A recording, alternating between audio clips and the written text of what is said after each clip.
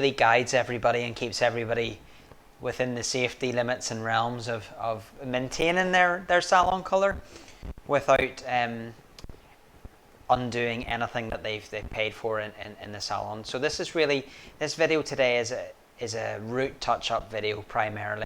This is a video just to cover up and minimise the amount of damage to the colour that you've paid for professionally to be done.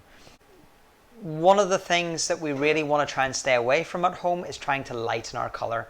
The safest way we can go about doing this is really just to try and cover in the roots. Highlights, we just are going to get into a massive difficulty at home. If you're worried about undoing the hard work in the salon that you've paid for, stay away from the lighter colours. Now, if you're too worried about doing a chemical dye at home and buying something and having to put it on there are other options. If you can hold out, we do have some very temporary kind of spray on scenarios that you can keep your roots covered up in the meantime. But let's face it, we're not going to be out anywhere for the foreseeable future to worry too much about our roots. But there are options there. Again, message me and I can give you some advice on some very temporary measures to cover your roots. Moving into what colour we should buy. If we are looking at a grey coverage, we need a permanent colour. Grey coverage, permanent colour. Semi-permanent colours are not going to work on white hair. Next to that, the world of home colour can be quite confusing. The words that are used are suspect at least, and there's a lot of semi-permanent words used in what is actually a permanent colour.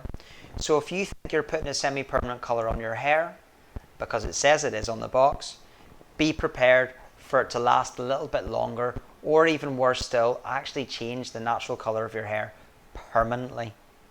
There's one easy way we can differentiate between a semi-permanent and a permanent colour. A semi-permanent colour, quite simply, will come in a bottle. You don't need to mix it with anything. It's not activated by mixing two parts together. It goes straight onto the scalp or onto the hair.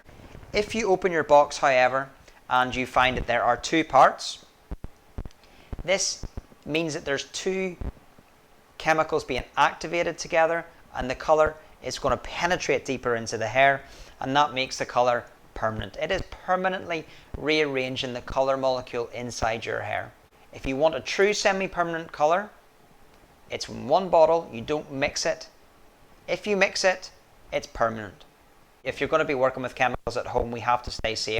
We have to work with our brushes, our combs, and our PPE, our personal protective equipment. We have to be aware that these are chemicals and they are going onto the skin and they are potentially going close to the eye.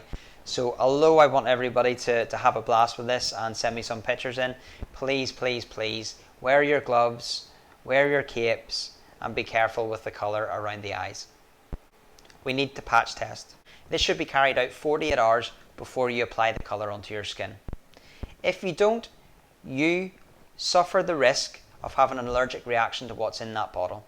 So please follow the instructions on any hair dye and do your patch test. Okay, so now we're going to move over to the voiceover just so that we can see how the application technique takes place. First off, we're going to go through some equipment. You can see our bowl with our tint in it. We've got a tint brush here. Obviously we might not have this at home. Section clips are always handy to help us keep those sections clean. Moving on to our PPE, some tissue paper, something to cover the neck, and of course gloves. Now I understand that you mightn't have a tint brush, but something as close to this, a nice stiff bristle brush is going to do the trick to allow us accurately to paint the colour onto the root. So we're going to start off by touching up the roots across the parting area to begin with. Now we should really only be applying this to our regrowth. On this model you can't see a definite regrowth. You should be able to see your definite regrowth at home. Follow that regrowth and be as neat as possible as you can. So we're now starting to work through the parting.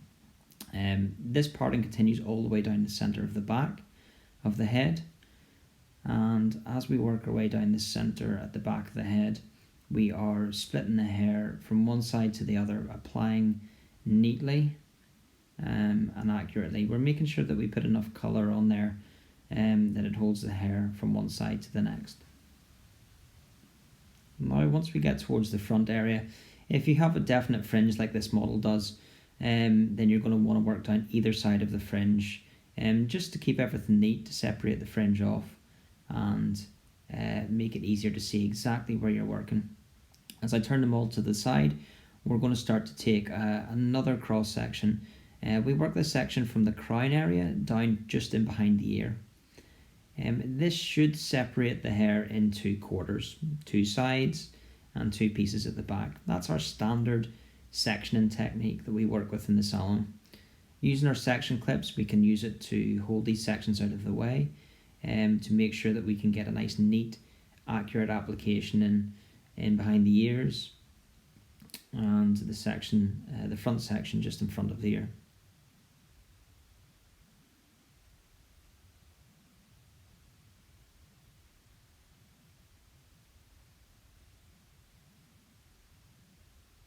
And now you can see that we've worked our way down the centre at the back as well.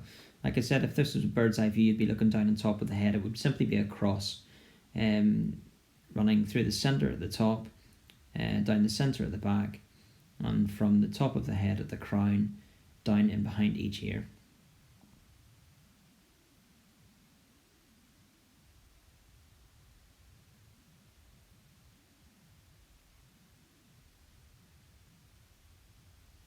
You can see clearly here that we're working with a really neat 3/4 of an inch to an inch regrowth application. I'm sure some people will be creeping towards the inch now as the salon's been closed for a few weeks.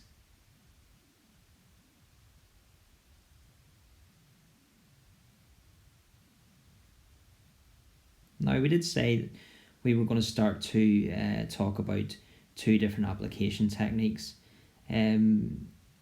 There's going to be one that's going to be a lot easier at home. You can see that I'm working with a comb here. In the salon, when we've got a bird's eye view, or if you're working on somebody else's hair, using the comb and the brush technique is definitely cleaner and more efficient. So if you're doing this for somebody, I'd recommend that you try this technique. It makes it a lot tidier. If you're working by yourself, we'll work with another technique without the comb.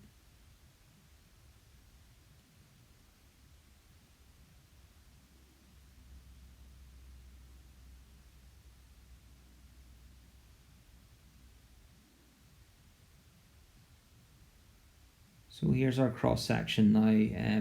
You can see a little bit more clearly, and this is really our starting point.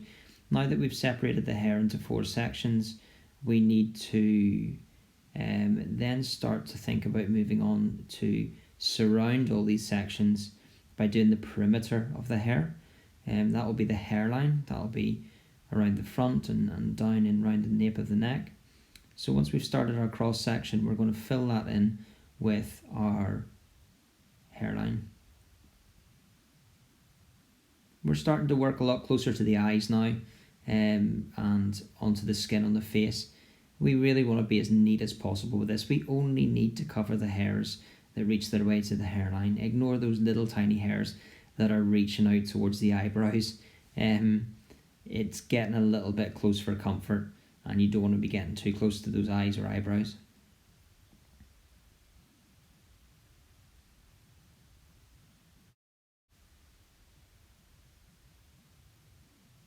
And that's us starting to wrap up the perimeter of the hair. So we've surrounded all 4 quarters, and now all we need to do is infill all the sections in between.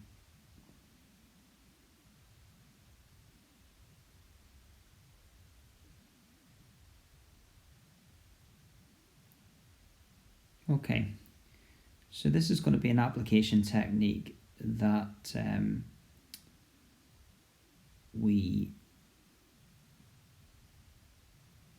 application technique number 1. This is if you're brave enough and if you're doing it for somebody else at home and the hair is medium to long length. Take your comb and we'll take a section no wider than 1/2 inch. A centimetre sections is really a safe bet to work. And we're going to separate from 1/4 edge of the quarter to the next. So you can see here I'm working from that section that runs from the crown down behind the ear, and we're pulling it forward towards the hairline. Each section is only about 1 centimetre wide, and that gives us a nice clear, obvious regrowth area to apply the colour to. So if we're working with the comb and we're doing this on somebody else, you can see here quite clearly that we're actually starting our application from the bottom and working our way towards the top. If we start an application like this, working our way from the bottom towards the top, it allows the hair to fall quite naturally once we've finished with our section. So by the time we get to the top, as we're getting there now, as we get to the top, all the hair should start to fall down flat and stay nice and neat. We'll not have to do anything with that hair until the colour is ready to come off. So that's one of the benefits of working with this application technique. It's much cleaner, it's much tidier, and when you've finished with the hair section, it's falling down and it stays there until the hair is rinsed. Okay, so with our other front quarter, we're going to start at the top now. We can see we have no comb, and we're going to be using the end of the tint brush, and we're going to be working from the top all the way down to the ear. Now, this is also a technique that some salons use too. I just prefer to work with the comb. I find it a lot tidier and neater, and it helps me whenever we're working with future parts of the colour application, which we'll touch on later on. So you can see here we're using the point end of the comb to take our section instead of our comb. We're working at the top, and we're still taking those centimetre sections and working our way down. The reason why this might be easier at home is just because you're holding less equipment, and if you're doing it yourself, this is probably going to be the preferred technique, as the hair is left on top of the head when you finish the section, and you can see quite clearly underneath what part you need to do next.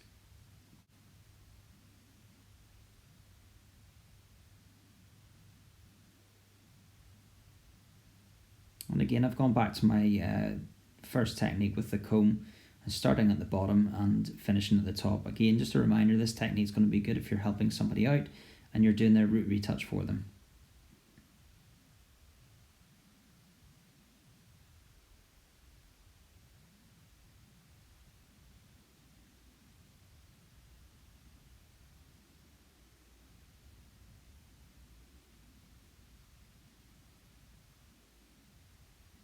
So we're going to start to talk about how much colour we should be applying to the hair as well. We should be putting enough colour on that we're not seeing any dry hair, obviously. We need to see that the hair is well covered. By taking our centimetre sections, which you can see, and here we're taking a slightly larger section to show you that you can't see any of the colour underneath, so that section's far too thick. If we take a centimetre section here, we can start to see that colour that we've previously applied underneath, and then that's good to go. That means that our sections aren't too thick and we're not going to get any dry areas, any dry spots in between those sections. If the colour is not reaching some of the hair, you're obviously going to get a multi-tonal coverage with the colour. So we'll continue to the top.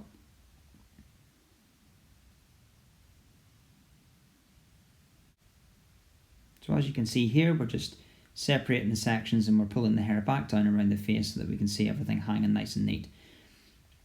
Now, if we're moving on to a long or medium length of hair, we would always advise that with the new colour going on against the old colour, even if we know we're matching the colour in the salon to the previous colour we've done, I would always recommend taking a few strands through. This just helps blend the new to the old, and this gives us a better colour match. It also gives us some really nice multi-tonal effects through medium to long hair, so I would recommend doing this. As you can see here, we're just taking pencil-sized sections at the very top of the head and combing the colour through. Nothing too difficult. Try to keep the sections about pencil-sized, depending on the thickness of the hair. If the hair is nice and thick, you can take thicker sections. If the hair is finer, I would take finer sections. And this will give you a great look. Okay guys, I hope this has been a success and your application is on in one piece and it's not all over the floor or over yourself, or over the dog, or over the person that you're applying the colour to. Again, please send me pictures and give me some feedback on the results that you have. And if you have any questions before you start to apply the colour, or regarding patch testing or skin testing, please let me know. I don't want anybody to come to any difficulties at home.